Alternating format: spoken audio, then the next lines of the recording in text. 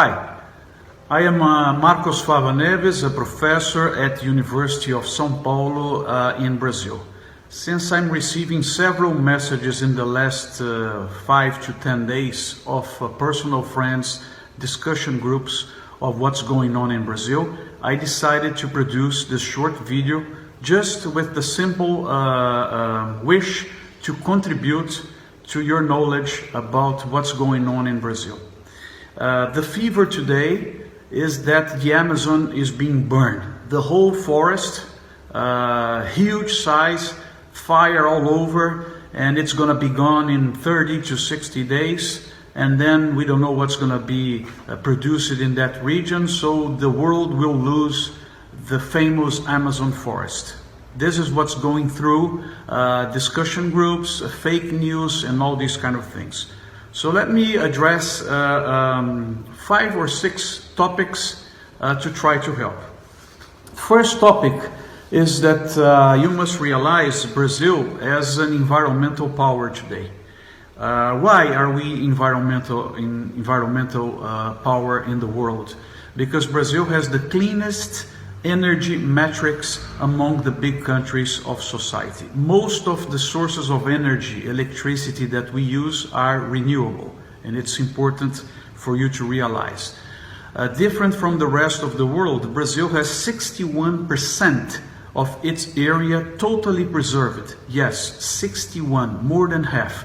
And it's not reducing, it's increasing because of our forestry code, and that's another topic in my issue towards the environmental power. Brazil has approved 5 or 6 years ago a tough forestry code, environmental code, where farmers have to set aside areas and recover with the natural forest that we had. In the state of São Paulo, for you to have an idea, it's 20%. It's 35% in the Cerrado regions, and it's 85% in the Amazon region. Also, Brazil had a strong participation in the Paris Agreement and was one of the signatories to sign the most impressive targets towards the environment. One of these targets will be achieved through RenovaBio. It's the program that Brazil has to increase the use of renewable sources of fuel in our car, mostly using sugarcane, corn ethanol, and biodiesel. Remember that today, almost 40% of the fuel that Brazil uses, and when you put in the smaller cars, it goes to 60-65, is ethanol, 100% ethanol, which is a renewable source of fuel. So Brazil today, it's very unfair what's going on because it's the #1 country to try to help the carbon economy, to try to help the environment and make things better. Second topic, the burning. So why the forest is burning? Well, first of all, the forest is not burning. We have some spots of burn in the forest, which are happening in the last 15 years. Why? This is the dry season in Brazil. So we have natural fires, we have fires started by criminals, and we have fires that are done by legal activities because you can, as I told you, use 20% of a land if you own a farm in that region. So these are traditional fires. They happen in the last centuries, and they are not increasing. If you compare, go to NASA website, you can see they posted 2 or 3 days ago the amount of fires going on. We have more fires than last year, which would be probable because the Pacific Ocean is a little bit warmer this year. Temperatures are higher, but in average, probably the number of this year is smaller than the average of the last 15 years. We don't know it yet. We have to wait in order to make up our opinion. If really someone is destroying the whole forest. My hypothesis is that we're going to have the number, and the answer will be no. It is an area, it's important also for you to know, it's an area very difficult to control. Because imagine all that side of the forest, the size, the area is tough, it's aggressive. We have a bankrupt state in Brazil. Remember that this new government came in January, and we have a fiscal debt incredible, and trying to cut all over to see if we can stand up again as a society. So yes, to monitor the area, to enforce the legislation that we have is something that we should figure out how to improve, with the help, of course, in my opinion, of the international community. So now you understood that Brazil is an economic and environmental power. It is why the burnings happen every year. Then we have to understand why this year it received so much coverage in the press. And that's a question I don't know how to answer.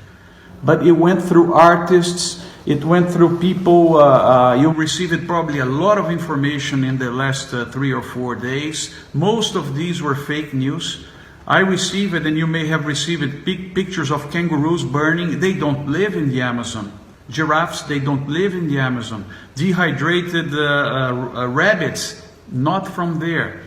We had a president of a country, Leonardo DiCaprio, Cristiano Ronaldo, all nice guys, but they also helped to send the fake news, putting pictures that are not from the Amazon, putting pictures that are 5 or 6 years ago of a specific area of the Amazon.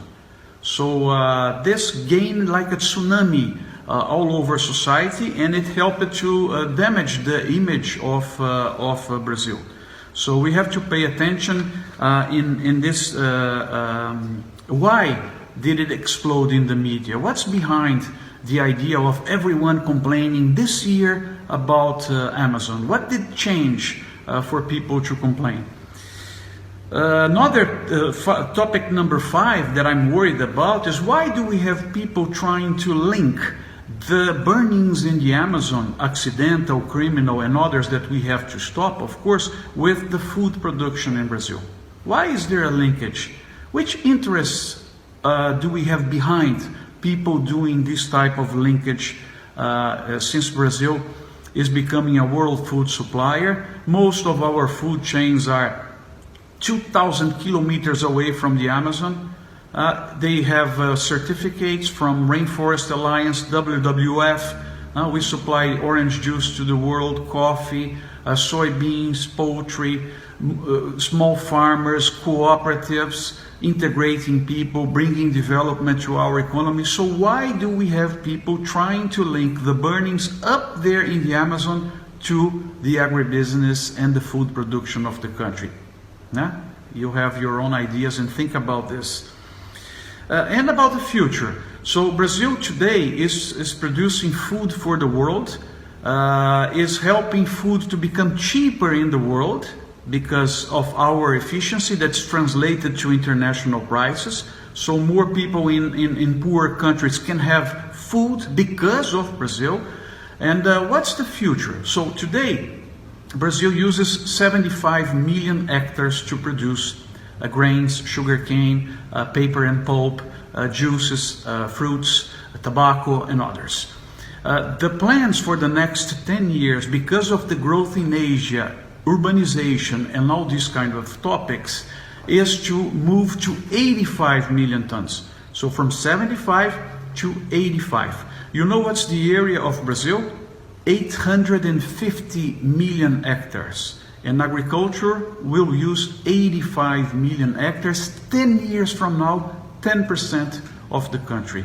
So no, food production in Brazil, the growth will not destroy the Amazon. We don't need to increase our production getting rid of trees.